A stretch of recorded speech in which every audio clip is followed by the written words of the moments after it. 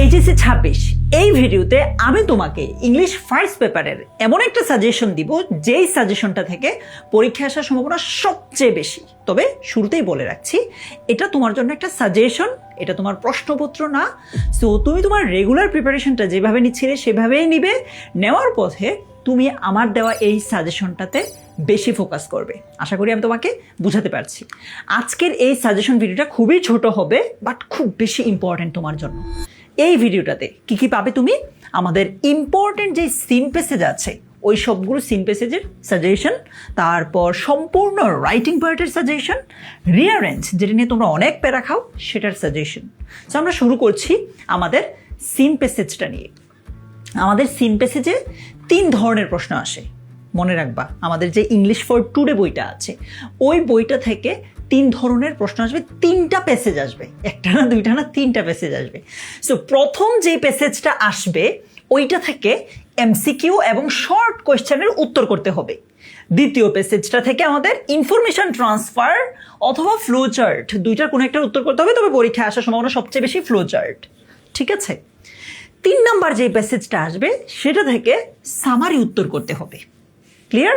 আচ্ছা, এখন আমি তোমাকে 3টার জন্যই কমন সিন প্যাসেজের সাজেশন দিব। মানে একটা সিন প্যাসেজ যখন তুমি পড়বা, ফর এক্সাম্পল সবচেয়ে ইম্পর্টেন্ট যে প্যাসেজটা যেটা থেকে পরীক্ষা আসার সম্ভাবনা সবচেয়ে বেশি, সেটা হচ্ছে ইউনিট 9 লেসন 2। তুমি যখন ইউনিট 9 লেসন 2 পড়বা, পড়ার সময় একই সাথে এমসিকিউ পড়ে ফেলবা, শর্ট কোয়েশ্চেনও পড়ে ফেলবা, ইনফরমেশন ট্রান্সফারও পড়ে ফেলবা, ফ্লো চার্টও পড়ে ফেলবা, সামারিও পড়ে ফেলবা। মানে এক ঢিলে 1 2 3 4 5 পাখি মারবা। বুঝাইতে পারলাম? ওকে। সি ইউনিট 9 লেসন 2 খুবই ইম্পর্টেন্ট, খুবই important. Adolescence and some related problems in Bangladesh. Unit 8 এর lesson 1 family relationship. Unit 6 lesson 1 what is a dream. আচ্ছা, তুমি যখন একটা কবিতা পড়বা, এটা বলে নিচ্ছি আর কি ভিডিওর মাঝে, তুমি যখন একটা কবিতা পড়বা, কবিতা থেকে তুমি শুধু থিম পড়বা না, সামারিও পড়ে ফেলবা। কারণ তোমার পরীক্ষায় সামারি আসতে পারে কবিতা থেকেও, আবার একটা প্যাসেজ থেকেও। সো কবিতা যখন পড়বা একই সাথে থিমও পড়ে ফেলবা, আবার সামারিও পড়ে ফেলবা। আচ্ছা, তারপর যেটা ইম্পর্টেন্ট, ইউনিট 4 লেসন 1 3 স্পিচেস, খুবই গুরুত্বপূর্ণ। তার মধ্যে শেষটা চাইলে স্কিপ করতে পারো, দুইটা স্পিচ প্রথম 2টা পড়তে পারো ভালোভাবে। Unit 12 lesson 1 water water everywhere, খুবই ইম্পর্টেন্ট। ইউনিট 8 লেসন 3 আমাদের ইন মেন বিল। রিসেন্ট টাইমে এখান থেকে প্রশ্ন আসছে, এখান থেকে তোমার এমসিকিউ শর্ট কোয়েশ্চেনের পাশাপাশি সামারি আসার চান্স বেশি। Unit 9 lesson 1 storm and stresses of adolescence. Unit 7 lesson 3 the unbeaten girls. Unit 3 lesson 3 the legend of Gazi. Unit 2 lesson 2 folk music, খুব important. Unit 9 lesson 3 the story of Shilpi. Unit 7 lesson 1 Brojen Das on crossing the English Channel. তুমি তোমার প্রিপারেশনটা নেওয়ার মাঝে এই যে লেসনগুলোর নাম বললাম এগুলো সবচেয়ে বেশি গুরুত্ব দিয়ে পড়বা, ফোকাস করবা। কেমন? ওকে। সো বিশেষ দ্রষ্টব্য, যেটা আমি তোমাকে অলরেডি বলেছি যে বইয়ের কবিতাগুলোর থিমের পাশাপাশি সামারিও শিখে ফেলার পরামর্শ রইল, যেটা আমি তোমাকে ইতিমধ্যে বলেছি। আচ্ছা, এবার আসো মাস্ট লার্ন। এতক্ষণ যেই সাজেশনটা দিচ্ছি অবশ্যই এটা ফলো করবা, তবে কবিতার সামারিগুলো ভালোভাবে পড়বা, যেটা অলরেডি বললাম। তবে নিচের যে কবিতাগুলো দেখছো সেগুলোর সামারি তুমি চোখ বন্ধ করে রপ্ত করবা। এই 2টা কবিতা। ইউনিট 6 লেসন 2 ড্রিমস, এখানে 2টা কবিতা আছে। Unit 3 lesson 1 I have seen Bengal's face. এই 3টা কবিতার সামারি তোমার মাস্ট জানা থাকা লাগবেই। অন্যগুলো তো জানবা, এই 3টা তোমাকে জানতেই হবে, এত ইম্পর্টেন্ট। ওকে, এবার আসো একটা কথা বলে নিচ্ছি। এইবার প্রশ্নের প্যাটার্নটা একটু ডিফারেন্ট হইতে পারে। মানে নর্মালি অন্যান্যবার যেরকম হয় এবার হবে না, বিভিন্ন কারণে। গভর্নমেন্ট চেঞ্জ হয়েছে, তারপর মানে পরীক্ষার পদ্ধতিটাই চেঞ্জ হয়েছে, প্রশ্নই হবে একটা। সো বুঝতে পারছো, এবার প্রশ্নের প্যাটার্ন একটু চেঞ্জ হতে পারে। একটু প্রিপারেশন নিয়ে রাখো যে কিছু জিনিস আনকমন আসতেও পারে তোমার, বাট তুমি ঘাবড়ে যাবা না। ঠিক আছে? ওকে, এবার আসো ক্লোজেস্ট উইথ এবং উইদাউট ক্লু নিয়ে। এইটার আসলে সাজেশন ওইভাবে হয় না। কারণটা কি? এটা কিছুটা গ্রামারের মতো। গ্রামার যেমন আমরা রুলগুলো থেকে কমন আসে, কিন্তু হুবহু প্যাসেজ কমন আসে না। ক্লোজেস্ট উইথ ক্লু এবং উইদাউট ক্লু এইরকম। সো এটার জন্য কী করবো আমরা? এই অংশের এই যে আসলে কোনো সাজেশন হয় না, তবে বিগত বছরের প্রশ্নগুলো যদি তুমি বুঝে বুঝে সলভ করতে পারো তাহলে আর কিছু লাগবে না। ঠিক আছে? বিগত বছরের প্রশ্নগুলো বুঝে বুঝে সলভ করতে পারলেই হবে। আসো এবার রিঅ্যারেঞ্জিং সেন্টেন্স। রিঅ্যারেঞ্জিং সেন্টেন্সের ব্যাপারেও তোমাকে একটা কথা বলি, ইম্পর্ট্যান্ট একটা কথা। সেটা কি, এই টপিকে প্রায় সময় পরীক্ষায় কমন আসে না। আবার বলতেছি, রিঅ্যারেঞ্জিংয়ে প্রায় সময় প্রশ্ন কমন আসে না। সো মেন্টালি ওইভাবে প্রিপারেশনটা নিয়েই যায়। তবে নিচের রিঅ্যারেঞ্জিংগুলো খুব ইম্পর্ট্যান্ট, এগুলো মাস্ট সমাধান করে ফেলতে হবে তোমাকে। এই যে রিঅ্যারেঞ্জিংগুলো আমি তোমাকে দেখাচ্ছি, এগুলো তুমি মাস্ট সমাধান করে ফেলবা। কেমন? আচ্ছা, সো 1 থেকে নিয়ে একদম 14 পর্যন্ত সবগুলোই তুমি একটু ভালোভাবে দেখবা। আবার বলতেছি, রিঅ্যারেঞ্জিং পরীক্ষায় কমন আসার চান্স একটু কম। কেমন? একটু কম কমন আসার চান্স। এগুলো যদি সলভ করা হয়ে যায়, তোমার হাতে যদি সময় থাকে, আমি তোমাকে রিকোয়েস্ট করব এগুলো একটু প্র্যাকটিস করো। তোমার প্রস্তুতিতে কোনো রকম ঘাটতি যেন না থাকে, সেজন্য নিচের রিঅ্যারেঞ্জিংগুলোও প্র্যাকটিস করে ফেলো তুমি, যদি তোমার হাতে সময় থাকে। আবার বলতেছি, সময় থাকলে তুমি এগুলো সলভ করো, এটা তোমাকে হেল্প করবে। আচ্ছা, এবার আসো রাইটিং পার্টে। রাইটিং পার্টে শুরুতে একটা কথা বলে নিচ্ছি, তোমাদের ইংলিশ ফার্স্ট পেপারেও প্যারাগ্রাফ আছে, সেকেন্ড পেপারেও প্যারাগ্রাফ আছে। তুমি দুইটার জন্য আলাদা প্যারাগ্রাফ শেখার দরকার নাই। মানে তোমার তো যেটা তুমি সেকেন্ড পেপারে শিখবে এটা তো ফার্স্ট পেপারেও আসতে পারে, যেটা তুমি ফার্স্ট পেপারে পড়বো ওইটা তো সেকেন্ড পেপারেও আসতে পারে, ঠিক আছে? ওকে, সেকেন্ড পেপার হচ্ছে ইংলিশ ফার্স্ট পেপারে তোমার মেন বইয়ের যেই প্যারাগ্রাফগুলো আছে topic related. For example, main বইয়ে তোমার আর্টিফিশিয়াল ইন্টেলিজেন্স আছে ইউনিট 1-এ, তারপর ধরো ফোক মিউজিক আছে, ড্রিমস আছে। এই মেন বইয়ের টপিক রিলেটেড প্যারাগ্রাফগুলোকে একটু দেখে যাও, আসার চান্স আছে। তবে ওইগুলোর পাশাপাশি আমি তোমাকে প্যারাগ্রাফের এখন যেই সাজেশন দেবো ওইটা মাস্ট দেখো। এটা তোমার শুধু ইংলিশ ফার্স্ট পেপারের জন্য না, সেকেন্ড পেপারের জন্য সাজেশন। মানে এই প্যারাগ্রাফগুলো তোমার শুধু ইংলিশ ফার্স্ট পেপারেই আসবে না, সেকেন্ড পেপারেও আসার চান্স অনেক বেশি। কেমন? সো এক ঢিলে 2 পাখি মারা হবে। City life versus rural life, second পেপারে আসার চান্স বেশি। বাট আমরা ফার্স্ট পেপারের জন্য কি বলেছি, মেন বইয়ের প্যারাগ্রাফগুলো ভালোভাবে পড়বো, পাশাপাশি এগুলো একটু দেখবো।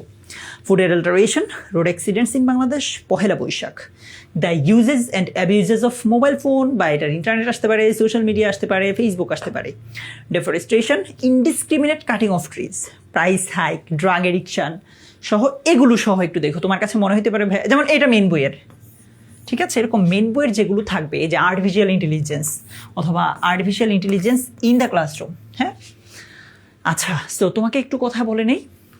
তোমার মনে হইতে ভাইয়া এতগুলো প্যারাগ্রাফ আমি কীভাবে পারবো? ওই যে ফার্স্ট পেপার সেকেন্ড পেপার একসাথে হয়ে যাবে। কেমন? ওকে, এবার আসো কম্পিটিং স্টোরির ক্ষেত্রে। পরীক্ষায় রিঅ্যারেঞ্জিং দেখেছো না যে একটু আনকমন আসতে পারে বলেছি, এর চেয়েও বেশি আনকমন আসার চান্স আছে কম্পিটিং স্টোরিতে। অর্থাৎ কম্পিটিং স্টোরিও পরীক্ষায় কমন আসে না খুব একটা। আরেকটা ব্যাপার হচ্ছে, রিসেন্ট টাইমে কম্পিটিং স্টোরি কিন্তু 2 ধরনের, একটা হচ্ছে ক্রিয়েটিভ আর একটা হচ্ছে ট্রেডিশনাল। ট্রেডিশনালগুলো গতানুগতিক গল্প আমি তুমি পড়ে যাই পরীক্ষার হলে, কিন্তু ক্রিয়েটিভগুলো আসলে আমাদের পড়া থাকে না, বানিয়ে লিখতে হয়। অ্যান্ড আনফর্চুনেটলি, দুর্ভাগ্যবশত তোমাদের জন্য আর কি, যে রিসেন্ট টাইমে এই ক্রিয়েটিভ স্টোরি থেকেই প্রশ্ন বেশি আসে। সো তুমি মেন্টালি ওই প্রিপারেশনটা নিয়েই পরীক্ষার হলে যাও, যে তোমার পরীক্ষায় ক্রিয়েটিভ স্টোরি থেকে প্রশ্ন আসতে পারে, যেটা আনকমন হওয়ার চান্স বেশি। এইটা যদি মাথায় নিয়ে পরীক্ষার হলে যাও, প্রশ্ন কমন না আসলে অ্যাটলিস্ট ঘাবড়াবা না। সো যেটা তোমাকে বললাম, তো ওই ক্রিয়েটিভ স্টোরি আসলে তো আর আসলে কিছু করার নাই। যদি আসেও, এখানে আমি কিছু ক্রিয়েটিভ স্টোরির সাজেশন দিয়ে রেখেছি, প্লিজ এগুলো অবশ্যই দেখে যাও, কারণ এগুলো অনেকবার আসছে। ক্রিয়েটিভ স্টোরিও যে রিপিট হয়, এগুলো তার প্রমাণ। সো এগুলো অবশ্যই ভালোভাবে দেখে যেও, কোনটা ক্রিয়েটিভ কোনটা ট্রেডিশনাল পাশে লিখে আছে। কেমন? আর ট্রেডিশনাল আসলে তোমাদের কপাল ভালো, এগুলো অবশ্যই দেখবা এই কম্পিটিং স্টোরিগুলো। কেমন? আচ্ছা, সো এগুলো গেল পাশে। যদি তোমার হাতে সময় থাকে, তোমার হাতে সময় থাকলে তুমি এইখানে যে ক্রিয়েটিভ স্টোরিগুলো আছে প্লিজ এগুলো একটু দেখো, ঠিক আছে? সময় থাকলে তুমি এইখানের যে ট্রেডিশনাল স্টোরিগুলো আছে এগুলো একটু দেখো। তোমার কাছে মনে হতে পারে যে ভাইয়া লাস্ট মোমেন্টে এত কিছু কীভাবে কী করবো। আবারও বলতেছি, যদি শর্টকাট খুঁজো পরীক্ষায় ধরা খাওয়ার চান্স আছে। ওকে, এবার আসো ইনফর্মাল লেটার।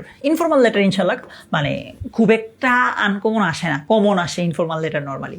সো এইখানের যে ইনফর্মাল লেটারগুলো আছে, যেমন thanking her for nice birthday gift, তারপর benefits of reading newspaper বা advising him to read newspaper, এরকম এইখানের যতগুলো ইনফর্মাল লেটার আছে এগুলো তোমার জন্য খুবই ইম্পর্ট্যান্ট, ঠিক আছে? এগুলো ভালোভাবে পড়ো। এই যে যেমন how to improve skill in English, how to be competent in English, অথবা about the importance of learning English. এরকম ইম্পর্টেন্স অফ লার্নিং ইংলিশ হতে পারে, ইম্পর্টেন্স অফ ল্যাঙ্গুয়েজ ক্লাব হতে পারে, ডিবেটিং ক্লাব হতে পারে, এরকম বিভিন্ন জিনিস হতে পারে। ঠিক আছে, ওইগুলো প্লাস এগুলো, এই দুইটা মিলিয়ে ভালোভাবে পড়ো। তোমার কাছে মনে হতে পারে তুমি এগুলো স্ক্রিনশট নিতে হবে না, এগুলো কীভাবে পাবা আমি একটু পর ভিডিও শেষে বলে দিচ্ছি। হ্যাঁ, আচ্ছা, ইনফর্মাল লেটারের পাশাপাশি পরীক্ষায় মাঝে মাঝে ইনফর্মাল ইমেইলও চলে আসে। ইনফর্মাল যে লেটারগুলো তুমি পড়তেছো ওইগুলোই ইমেইল আকারে আসতে পারে। যদি ওইগুলো ইমেল আকারে আসে, তুমি জাস্ট ফরম্যাটিংটা চেঞ্জ করে দিবা, লেটার যেভাবে লিখে ওইভাবে না লিখে ইমেইলের ফরম্যাটে লিখে দিবা। So clear? আচ্ছা, সো ইনফর্মাল লেটারগুলো পড়লে ইমেইলের বেশিরভাগ কাভার হয়ে যাবে, তবে ইমেইলের জন্য তুমি এই জিনিসগুলো একটু দেখে যাও, এগুলো একটু বিশেষ মানে গুরুত্ব পাবে। ঠিক আছে, যেমন write an email to your friend congratulating him on his getting first prize in debate competition, essay writing competition হতে পারে। সেকেন্ডটা হচ্ছে about your preparation for the upcoming HSC exam. Now write reply to her, make her relieved of her tension. মাকে এটা বলে যে চিন্তা করো না মা, আমার প্রিপারেশন ভালো, ইত্যাদি ইত্যাদি।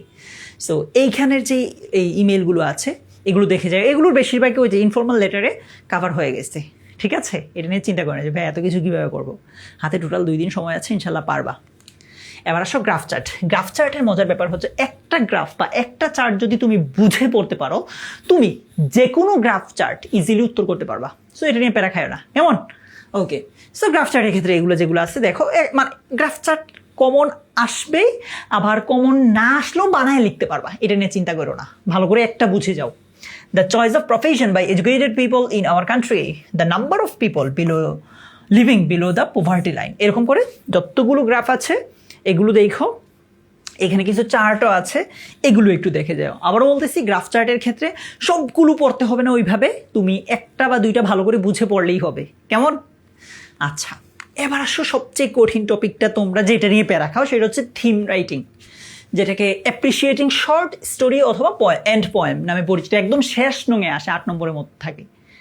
এই থিম রাইটিংয়ের জন্য মনে রাখবে একটা জিনিস, পরীক্ষায় 2 টাইপের থিম থেকে প্রশ্ন আসতে পারে, মানে দুই জায়গা থেকে থিম প্রশ্নটা আসতে পারে। একটা হচ্ছে টেক্সচুয়াল, আরেকটা হচ্ছে নন টেক্সচুয়াল। বই থেকেও আসতে পারে, বইয়ের বাহির থেকেও আসতে পারে। এখন বই থেকে যদি আসে, তুমি বইয়ের কোন থিমগুলোকে বেশি প্রায়োরিটি দেওয়া উচিত? Number 1, she walks in beauty, এই কবিতার থিমটা 3 star. I died for beauty, I have seen Bengal's face, dreams those winter Sundays, এগুলো অবশ্যই খুব ভালোভাবে পড়তে হবে। আচ্ছা, হাউ ডু আই লাভ দি, কোনটা কত পার্সেন্ট দেওয়া আছে, মানে কত স্টার? অ্যালোন, এটা একটু কম ইম্পর্টেন্ট। ফ্রম সেপ্টেম্বর 1, 1939, খুবই important. Peace 2 star. The rime of the ancient mariner, এটা 3 star. Death bed 3 star. Hope, এই পুরোটা হচ্ছে 2 স্টার। ঠিক আছে, এগুলো হচ্ছে মেন বইয়ের বাহিরের, এগুলো তোমাকে অবশ্যই ভালোভাবে জানতে হবে ওইগুলোর মতোই, কারণ এগুলো অনেকবার এসেছে পরীক্ষায়। The lake isle of Innisfree, I wandered lonely as a cloud, my heart leaps up, time you old gypsy man, blow blow the winter wind, the school boy, এগুলো মেন বইয়ের বাহিরের, বাট এগুলো তোমার জন্য ইম্পর্টেন্ট। ঠিক আছে, আশা করি আমি তোমাকে পুরোটা সাজেশন বুঝাতে পেরেছি। তুমি যদি এই ভিডিওটা ফেসবুকে দেখো, তাহলে কমেন্ট বক্সে আমি একটা লিঙ্ক দিয়ে রাখছি, সেখান থেকে সাজেশনটা সংগ্রহ করে নিতে পারবে। আর যদি তুমি এই ভিডিওটা ইউটিউবে দেখে থাকো, তাহলে আমি ডেসক্রিপশন বক্সে একটা লিঙ্ক দিয়ে রাখবো, সেখান থেকে তুমি এই সাজেশনটার পিডিএফটা সংগ্রহ করে নিতে পারবে। তোমার জন্য অনেক অনেক শুভকামনা রইল, ইনশাল্লাহ ভালো করবা। যদি কোনো কারণে পরীক্ষা মনমতো নাও হয়, ডোন্ট ওয়ারি, আমরা সেকেন্ড পেপার দিয়ে সেটা কভার করব। Best of luck.